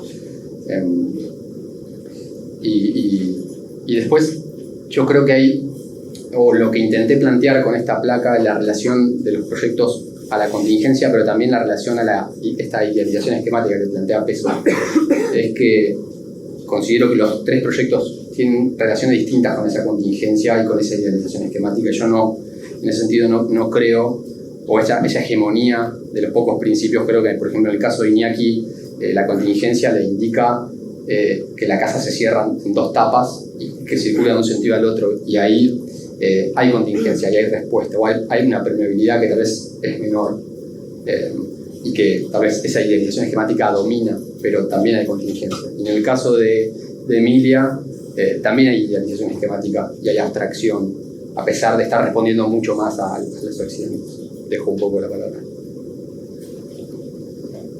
Sí, por eso creo que son distintos enfoques que de alguna manera igualizan de manera distinta las variables, ¿no? Perdón, me quedé un poco sin voz, estoy justo un poco enfermo. Pero bueno, definitivamente acuerdo un poco con esta lectura transversal. De hecho, la traje sobre la mesa la primera vez que nos reunimos. Pero en algún punto creo que es una discusión a dar, digamos, como en esta pregunta de lo que me gusta, lo que no me gusta, lo que está bien, lo que está mal. Creo que no pasa por ahí el debate. que en ese sentido la conversación que tuvimos hoy, los relatos que tuvimos hoy aportan a abrir la pregunta, ¿no? Que en algún punto para mí, como bien decíamos, es mi primera casa y hay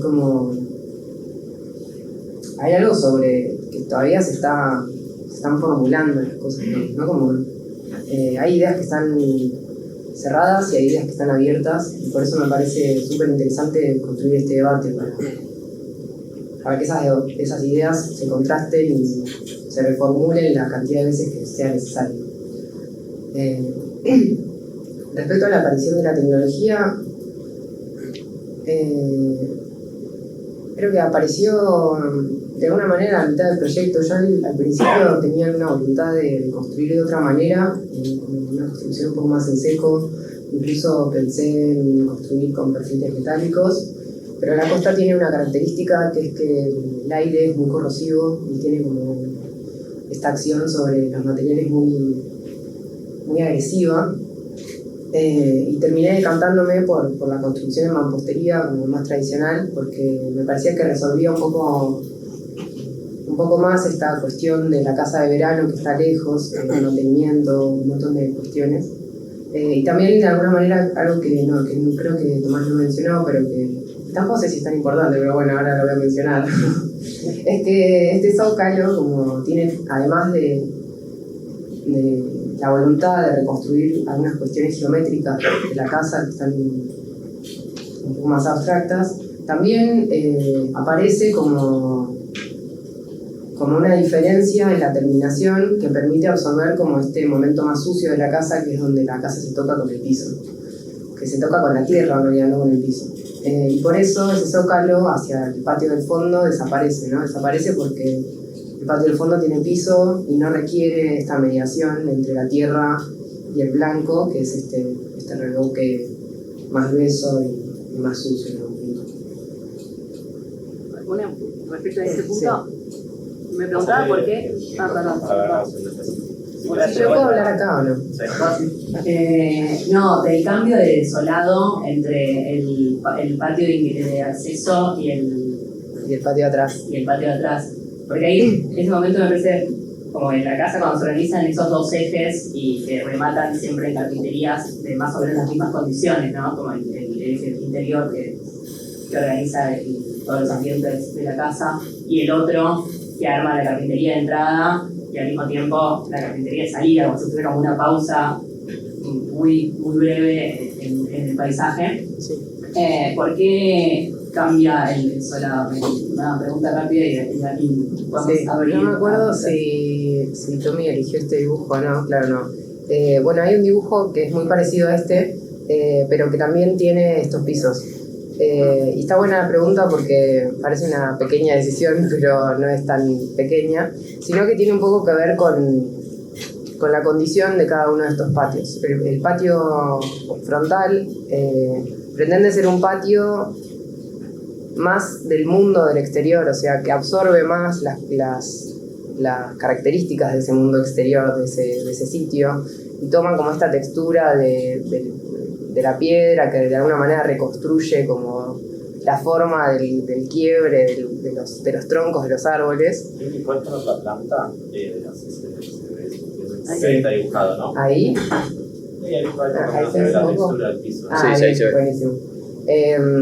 Y el patio de atrás es un patio como más íntimo, es un patio de uso con una relación más directa entre el adentro y el afuera, ¿no? Como un poco esto que diferenciaba en el caso de la casa de Iñaki, también yo lo hago, y el piso viene como a reforzar esta noción. Incluso la ventana que da hacia el frente, esta que se ve en la imagen también, es una ventana fija y solamente tiene la puerta, y en el otro patio tenés como esa doble carpintería. Entonces el cambio de piso responde un poco de alguna manera a qué mundo pertenecen cada uno de esos patios, si pertenecen más al exterior o más al interior. Perdón, re largo para la pregunta corta. Quería hacer una pregunta antes de pasar a la audiencia. Para ser capaz un poco más incisivo, quería saber qué técnicas de proyectos del caso que les tocó describir incorporarían en su trabajo y cuál desecharían? ¿Alguien quiere empezar? Yo me sentí bastante identificado con varias estrategias. La idea de el mueble como infraestructura o intensificar el soporte para liberar la planta. La idea de la estructura como organizadora del espacio y quizás me cuesta un poco más cuando la forma se antepone a la calidad espacial, quizás, ¿no? por la propuesta de la gobierno. Sí, en mi caso trato de mencionar un poco las dos cosas, las que siento que deberíamos trabajar y absorber algo de eso. Yo siento que el proyecto de Emilia tiene, yo cuando lo empecé a ver, tal vez lo que sentí es el proyecto de alguien, no es la primera obra de alguien, no parece la primera obra, parece la obra de alguien que, esto que acaba de mencionar, el tema de la suciedad o el tema de descartar lo metálico con todos los problemas que sabemos, pareciera la obra de alguien que ya pasó por muchos problemas y en ese aspecto que lo menciono un poco con la palabra excepción o el recurso de excepción, es algo que desde esta reflexión siento que me gustaría, siento que hay algo como un rasgo tal vez de madurez respecto a la capacidad de no ser tan radical a la hora de utilizar o de jerarquizar ciertas intenciones y exceptuarse. Y tal vez la que no tomaría o la que siento que todavía no se vincula para nada con lo que hacemos nosotros es el hecho de esa disociación que hay entre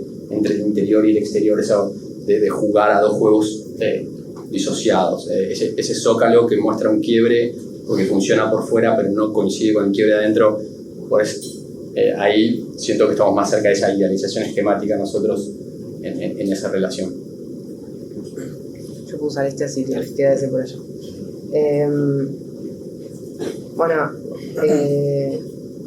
Yo creo que hay algunas coincidencias entre los proyectos de Iñaki y de Tomás que tienen que ver también con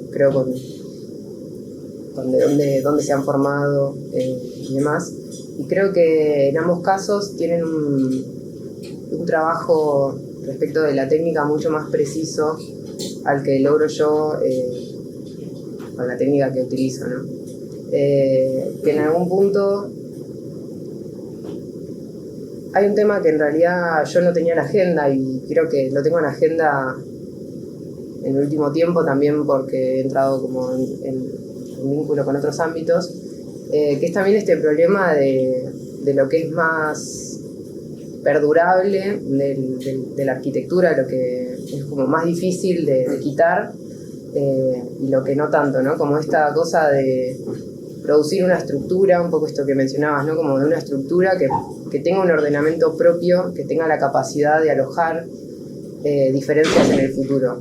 Creo que ese problema yo no lo tenía presente a la hora de pensar el proyecto y es un tema que me llevo para entender cómo quizás las infraestructuras empiezan a estar no siempre tan ocultas, sino empiezan como también a emerger y a producir también como este panorama futuro y también una estética de proyecto, ¿no? Que no sé si siempre, creo que tampoco va a ser siempre la misma respuesta, pero creo que puede ser la respuesta en algunos momentos dados y que entra en mi caja de herramientas para el futuro. ¿No se pregunta? Súper.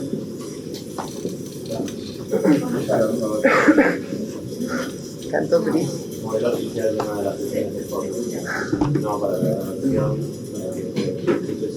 Bueno, le quería preguntar a Emilia que por qué describió su casa cuando Tomás te hizo la pregunta inicial o no sé, como contingencias. Porque entiendo que vos hablas de un proceso y de unas ideas que van decantando al final de la obra, o que incluso ahora las terminás de cerrar, pero sin embargo en las planimetrías y en el proceso proyectual que hiciste, no sé, pareciera como que tenés muy en claro los planos, si querés pasar, hay unos desplegados, como que hay un estudio muy claro en el cual no estás pensando en contingencias, sino que estás estudiando todo de una forma muy precisa. Y quería saber qué tipo de contingencias crees vos, que si es más allá del proceso proyectual o si es en el post, post obra, o sea, hoy en día. Para ser seria debería responder a Tomás, ¿no? Como, sí, obvio. Emilia se deterioró, sí. Sí, ahí está un poco también, tal vez la trampa que hice en este juego, tal vez de decir lo que dijo otra persona, pero también porque me ayudó mucho en realidad. En el primer estudio, en los primeros estudios que hice antes de juntarnos,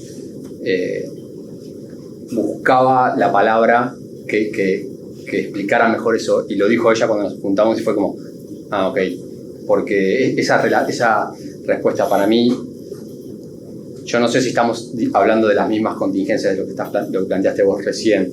Para mí la contingencia o la permeabilidad de la contingencia no implica falta de rigor o falta de control, sino es reacción. Y menos imposición de esta idealización esquemática o menos imposición tal vez de una grilla o de un patrón visual y formal muy concreto y esperar que el resultado esté constantemente siendo ajustado a través de eso que pasa ahí, de esas pendientes, de esos árboles. Me dio la sensación que en ese caso la casa, por ejemplo, no se orientaba al norte, se orientaba a los árboles que había ahí. Ni siquiera el norte era, en ese sentido, una prefiguración mayor a la del sitio. El sitio que le pedía esos 4 árboles. En ese sentido, por ahí es una aclaración de a qué me refiero con contingencia, no es eso otro, tal vez. No, creo que responde bastante bien a la pregunta. Iba a sumar algo más y me lo olvidé. ¿Contingencia que serían los árboles entonces? Bueno, contingencia es de alguna manera todo accidente que puede ser del sitio, yo creo, no solo del sitio como objeto territorial, sino como objeto cultural también, ¿no? Como cosas que afectan a una lógica abstracta que puede ser, no sé, ya me acuerdo que iba a decir, que yo al principio empecé pensando en cajas de 4x4, ¿no? Y asocié cajas de 4x4 y esa medida de 4x4 que iba, esos módulos espaciales de 4x4 se fueron ajustando en función de estos problemas accidentales que tenía tanto el sitio como también las dinámicas propias de la familia que iba a utilizar esta casa, ¿no? Entonces, cuando hablo de contingencias, por ahí hablo de este mismo problema que mencionaba Tomás, de las tensiones, en las contradicciones que sí o sí, creo yo, tiene que abordar la arquitectura por la presencia de tantos conflictos, digamos, ¿no? Como que hay que, de alguna manera, participar de la mediación de eso, creo yo. No sé.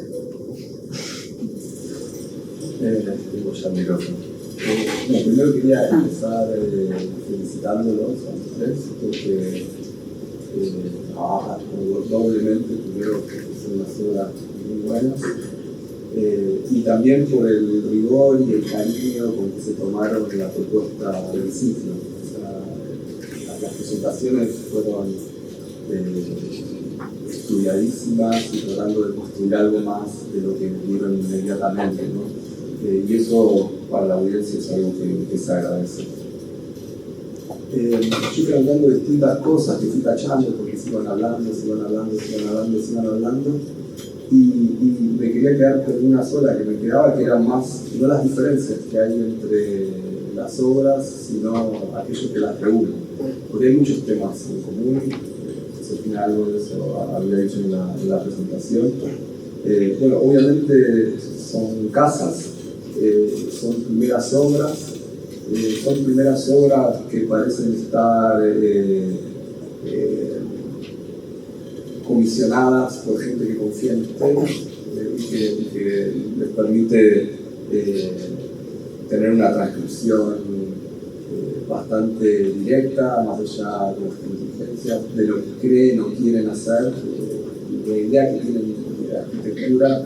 Creo que en todos los casos viaja muy bien a la obra materializada. También llamativo que sean inéditas, contra llamativo en un mundo de hipercomunicación, ¿no? Y habla, digo, porque quiero hablar de coincidencias, pero también siento que puede ser una pregunta generacional, ¿no? De un momento preciso. Pero son conscientes de que tienen un material entre manos, no es que no la comunican o no la publican porque no sabemos cómo y son gente tímida y falta de conexiones. Al contrario, son conscientes de las opciones que tienen y aún así eligen esperar un momento indicado para hacer público su trabajo y bueno, por suerte para todos es ahora, ¿no? que lo podemos ver. O sea, que son conscientes de la dimensión cultural que tienen en su práctica y ven en qué momento y cómo y cuándo contársela a los demás. Entonces hay más temas en común, ¿no? Entiendo que las redes se construyen en barrios privados, ¿no? Se le guía un poquito por el entorno, o sea que son entornos novedosos, al menos, no tienen tanta, ya tienen cierta tradición, pero no exagerada. Son todas casas pequeñas, ¿no? Como de superficies mediadas. Digamos, es una enorme cantidad de cosas en común. Hay algo también en la curaduría de este que da sentido, pero lo que me hace pensar un poco la pregunta es, en un momento, Emilia dice, bueno, esta era mi primera casa, ¿no? No dijo mi primera casa, no dijo mi primera obra, dijo mi primera casa. Por ahí es nada, lo que sea, pero me da ganas de preguntarles a partir de eso,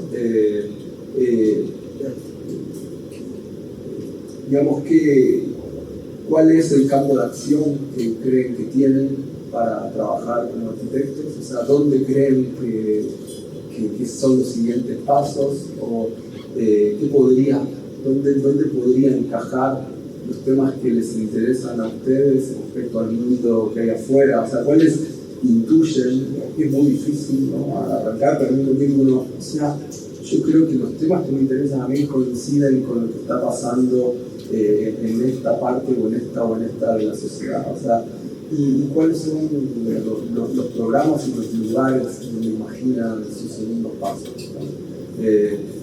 Creo que es una situación privilegiada para hacer esa pregunta, no tanto por las diferencias que están explícitas y ya se hablaron de ellas, sino en las coincidencias radicales que hay en el momento y en el que están.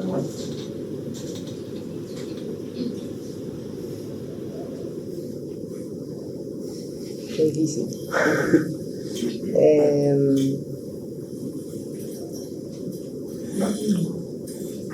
No sé, no tengo claro la respuesta, o sea, no tengo claro como el proyecto, cuál sería la medida del proyecto que me gustaría que venga después, digamos. Creo que en principio como esta medida de lo doméstico es una medida que me permite ensayar algunos temas que me interesan y que me interesaría seguir como trabajando, porque creo que hay como eso, muchas cosas para ajustar todo el tiempo y es una escala en la que hoy por hoy, con mi experiencia y con lo que conozco, me siento cómoda para trabajar y creo que lo puedo abordar, digamos. No sé qué pasaje de escala, no sé si abordaría hoy un pasaje de escala, digamos. Pero no sé qué opina el resto. Es una buena pregunta y difícil, fue difícil arrancar.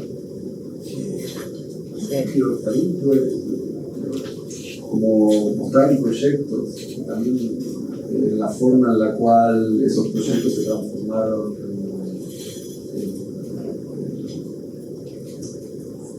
un activo cultural, ¿no? En el momento en que lo dibujan, lo cuentan, lo fotografían.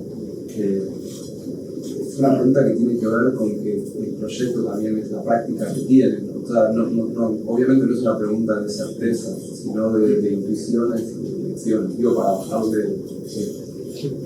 No, hay algo de oportunismo total. O sea, tener la posibilidad de hacer una casa instalada, ya sea un familiar o lo que sea, es una oportunidad enorme. Creo yo que cada uno intentó lanzar todas sus armas, errores o aciertos. Como decía Emi, es una primera instancia, y como los chicos ya están ensayando una posible serie de temas que inauguran una obra. Yo tampoco creo que sea un tema de programas o escalas, al menos en nuestra práctica, en el estudio. Incluso tampoco de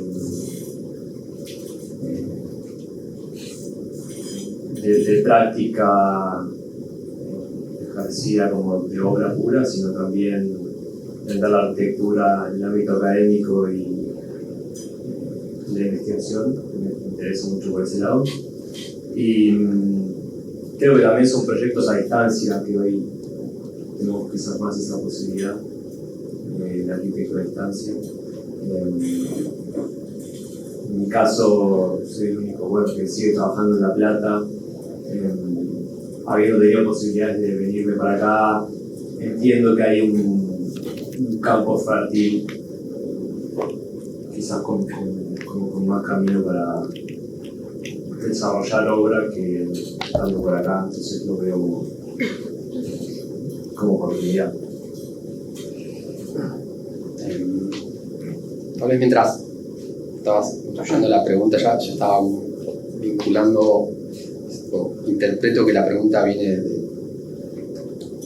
con una extrapolación de lo que estamos planteando a nivel proyecto. ¿Qué relación tiene eso con nuestra carrera o nuestra idea de nuestra línea? De si estos proyectos son un punto de partida, cuáles son las posibilidades. Y también lo relacionaba, y vuelvo otra vez insistentemente con esta idea de la contingencia. En ese sentido, siento que tal vez, y por eso me gustó tanto la introducción de Iñaki, hablando de Ethan de Klerk y de Bagma, y cómo de alguna manera creo que a nivel carrera o a nivel lo que proyectamos como práctica, nosotros desde Bagma somos incluso idealistas esquemáticos más rígidos que Iñaki en cuanto a nuestra carrera. Nosotros nos inventamos este personaje que nos permitiera surfear cualquier contingencia para que nuestro estudio de arquitectura sea lo más selecto posible y no tengamos que depender de las contingencias de la carrera, de tener que trabajar en obras que no querramos, buscar clientes que no querramos. Y ahí creo que se ata también y se relaciona con eso de obras no publicadas. Y todo esto que digo no es en defensa, es una reflexión constante, y hay momentos en donde me siento identificado con esto que hicimos o que estamos haciendo, y momentos en donde aflojemos un poco, pero es eso de sentir que este activo cultural es muy preciado para nosotros, y muchas veces, no voy a decir nada nuevo, tal vez esa homogenización que se produce en las redes sociales, de intentar estar comunicando o alimentando, generando contenido a través de algo que para nosotros es tan valioso, y creo que en los tres casos pasa eso. Y algo que pensaba es que los tres tenemos, y tal vez por eso también estamos acá, los tres tenemos, además de nuestra práctica, un camino paralelo, supraorder. Emilia, que es docente hace años y se formó como docente, y todo eso termina volcándose, y yo creo que son bypass también para cuidar la obra. Después hay otros estudios en donde la obra es un campo de batalla para la contingencia y para que vengan los que quieran, digamos. Pero bueno, ya veremos en unos años qué pasa con estas líneas. A agregar algo al comentario de Marcelo respecto a... también fue una pregunta, que quizás es algo generacional, y Tommy, vos lo tocabas, ¿no? Como esta como presión de las redes de tener que estar mostrando cosas que va como muy, por caminos muy distintos de los tiempos de la arquitectura, pero como quería agregarle algo más a la pregunta o al comentario de Marcelo, ¿no? Porque estoy segura que esta no es su primera obra, sino que es la primera obra que decide mostrar y que también sienten el orgullo y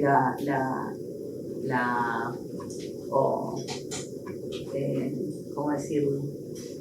Como la realización personal en esa obra también de su trayectoria, y eso me parece que es un punto interesante a tocar, ¿no? Como seguro no es su primera obra, aunque la llamemos a ópera prima, porque tienen un recorrido súper extenso que los lleva a poder hacer esto hoy de forma tan consistente y tan sólida. Y nada, eso es como una reflexión, ¿no? Como del tiempo que lleva poder decir, yo esto lo quiero mostrar y lo voy a cuidar, porque sé que esto lo quiero mostrar bien y quiero yo tener el control de esa exposición, ¿no? Pero no exposición en tanto publicación, sino de poder cuidarlo. Sí, yo creo que también hay algo de esta hipercomunicación que tiene que ver también con la fragmentación de la información, ¿no? Como de la imagen en Instagram y demás, que es un fragmento, un recorte muy chiquito que no explica un montón de cosas, ¿no? Entonces, creo que quizás parte de por qué, no sé, estoy hablando por mis compañeros que quizás nada que ver, pero parte de por qué no está como puesto tan en escena tiene que ver con encontrar la oportunidad de hablar de muchas cosas que van más allá del objeto solo como tal en el mundo, sino que tienen que ver con un campo teórico y de investigación que tiene cada uno de nosotros, ¿no? Entonces, también es quizás un poco eso, ¿no? Como cuidar esa producción y encontrar el momento y el lugar donde uno puede contarlo de una manera no fragmentaria y no no instagramiable, digamos, ¿no? Como más desde otro lugar. Eso. Había una pregunta de Pedro. Bueno, felicitaciones, primero, por las presentaciones de las casas también. Creo que es interesante esto de que uno hable del proyecto del otro, porque creo que hablaban más de sus proyectos contando el otro, ¿no? Como que había una relación ahí que me parece que era muy interesante, que me hacía pensar en algo que es en la relación entre la teoría y la práctica, que creo que también en cómo cada uno decidió conceptualizar y hacer una construcción sobre el proyecto de los otros evidenció algo ahí en las relaciones de los proyectos con las prácticas y las exposiciones entre la teoría y la práctica y las exposiciones entre la teoría y la práctica. Que ahí me divierte, bueno, esto que se armó entre, yo creo que contingencia y autonomía en algún punto, me interesa pensarlo entre hacer esa misma distinción entre teoría y práctica, ¿no? Creo que, no sé, en un polo lo pondría Iñaki, donde creo que la teoría ordena el proyecto, ¿no? Es más, como creo que hasta la materialidad es contingente en algún punto, ¿no? Como las medidas de las columnas, las luces, etcétera, como que creo que es un poco lo que construye la teoría con esa visión dogmática de las cosas. Ahora voy a hacer una construcción y me dirán ustedes en dónde se ubican con eso, o si creen que va por ahí, pero en el otro polo pondría a Tomás, que creo que justamente la oposición de la práctica es otra práctica, ¿no? Como la práctica de las imágenes. Y creo que eso también está en la práctica misma, como en la imagen y el tipo de arquitectura que se construye también. Y después como que lo estoy diciendo como pregunta, ¿no? Como para que después lo agarren ustedes y me digan qué relación encuentran con la teoría y dónde se ubicarían en este espectro. Y creo que en EMI hay más una deriva por la teoría que, no sé, por ejemplo, creo que no se abrió el pliegue, que creo que es una operación fundamental de la casa, ¿no? La casa está plegada, es un gran pliegue, y justamente los pliegues van armando las distintas situaciones, como los pliegues arman el lugar central de la casa, arman el perímetro, pero creo que ahí hay una relación con la teoría también. No, lo digo como comentario, pero como pregunta también para ver dónde se ubican ahí, y también como pregunta generacional sobre la relación entre la teoría y la práctica.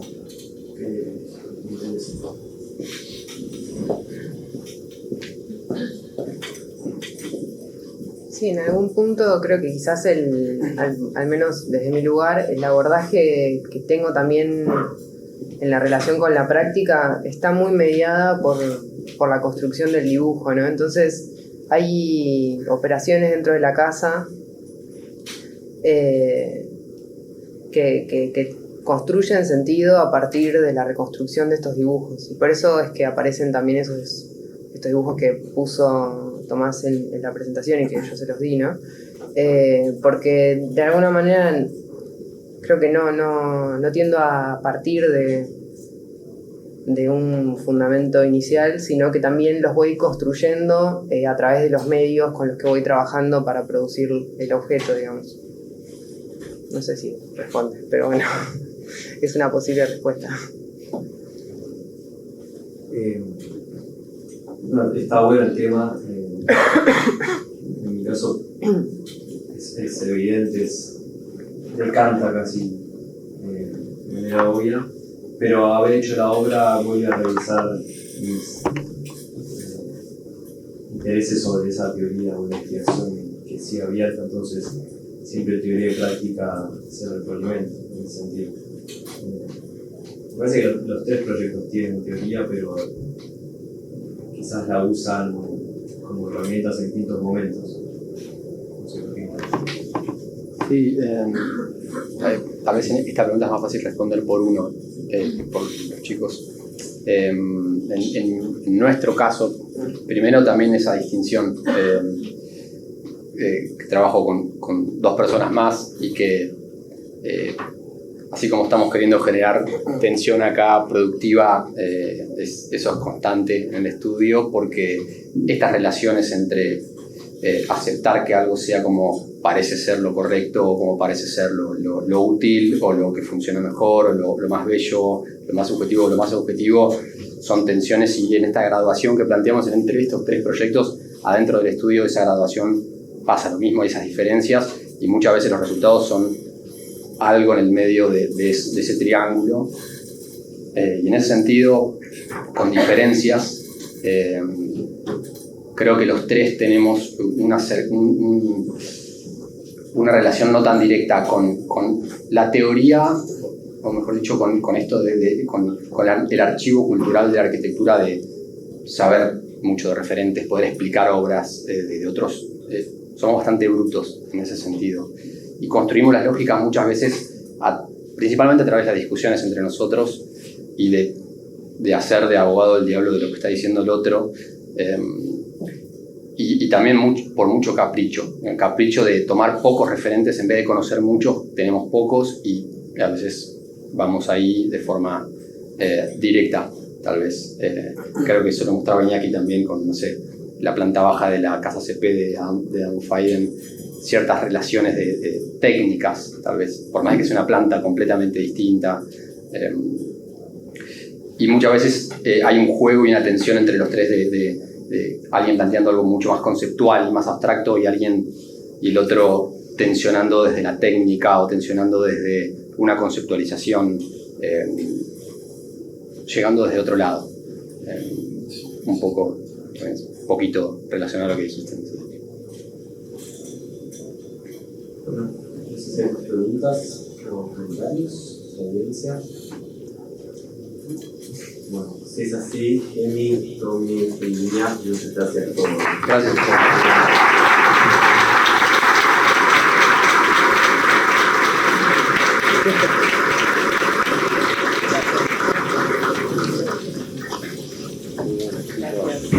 Qué lindo el amor que les hicieron. La atención, la pila, me encantó.